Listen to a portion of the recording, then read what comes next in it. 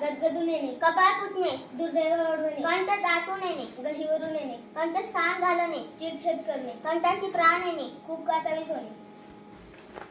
अंग चोरणे, खरंच थोडे काम करणे, अंगवळणी पडणे, सवय होणे, कान टोचणे, खरमरे शब्द चूक लक्षात आणून देणे, कान निवणे, ऐकून समाधान होणे, कान पिळणे, अद्दल घडवणे,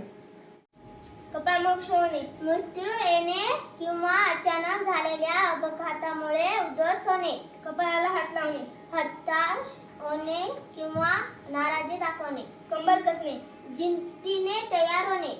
कंबर खसणे, धीर सुटणे, काढता पाय घेणे, काढता पाहिजे, प्रतिकूल परिस्थिती पाहून निघून जाणे, अंगाची लाई लाई होणे, अतिशय संताप निर्माण होणे, अंगात वीज संचारणे, अचानक बळ येणे, कान उघडणी करणे, चुकीबद्दल कडक शब्दात बोलणे, कान उपटणे, कडक शब्दात समज देणे, कान टवकारणे, सावधपणे ऐकणे,